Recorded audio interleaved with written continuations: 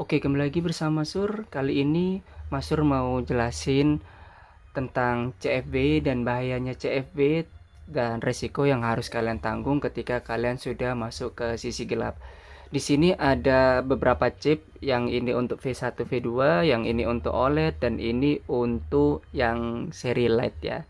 Kayak gitu. Jadi di sini Mas Sur pakainya model yang Picofly. Kenapa Mas Sur pakai ini ya? Karena dari harga chipnya ini lebih murah daripada Hoverfly, dan karena chipnya ini lebih murah, Masur bisa jasainnya juga harganya bisa lebih murah dari Hoverfly ya, kayak gitu.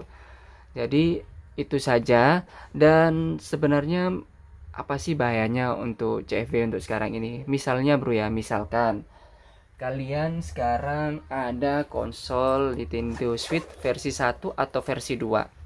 Masur bilangnya Nintendo Switch reguler ya, kayak gini contohnya. Ya, kayak gini.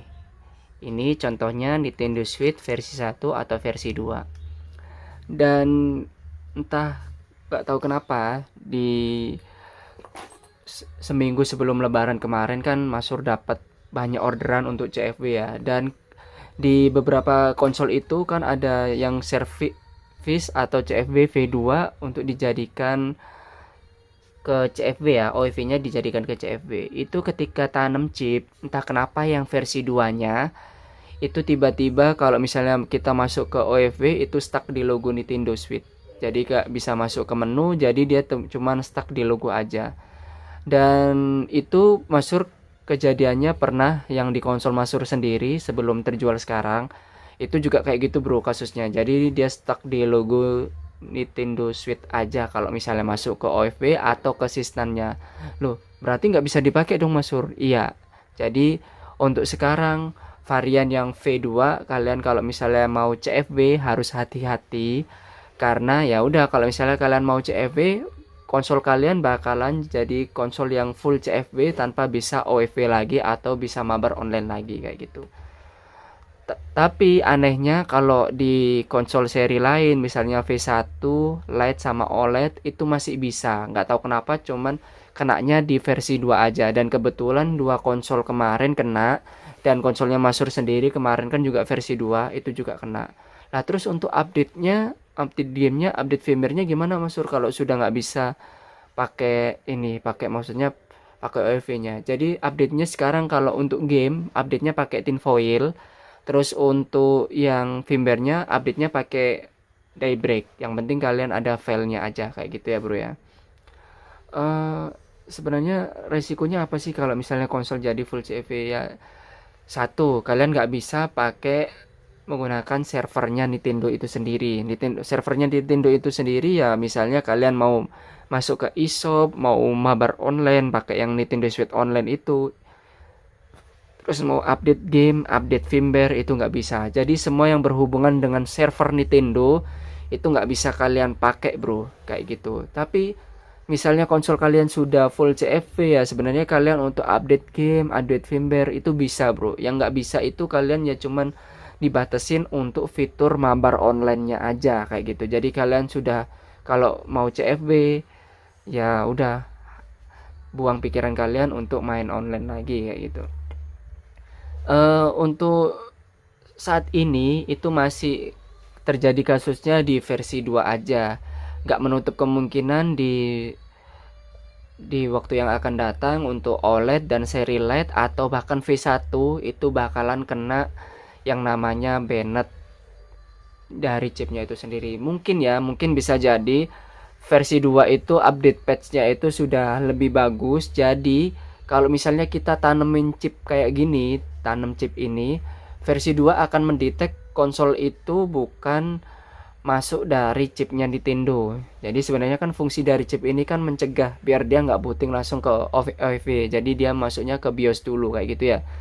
Jadi mungkin konsol ini akan mendetek kalau konsol itu nggak running awalnya dari chip Nintendo itu sendiri. Jadi dia akan langsung nge-stuck di logo kayak gitu.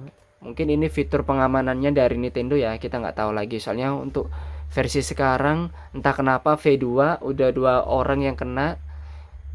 nggak bisa masuk OFW. Untung aja customernya bilang nggak apa-apa Mas Sur, memang udah jarang main online juga gitu, onlinenya juga udah sepi kayak gitu. Tapi kalau bagi kalian yang mau main gamenya masih mabar, terus pengen gamenya itu nggak beli, cuman download aja, ya nggak apa-apa kayak gitu. Terus ada kasus customernya punya game cartridge nih, gimana kok kan harus diupdate nih gamenya nih, soalnya kan kebanyakan game cartridge ini hanya base-nya aja tanpa updatean atau tanpa DLC. Bisa bro, kalian tinggal download aja DLC atau updatean gamenya, terus nanti tinggal kalian install aja di DBI installer kayak gitu ya.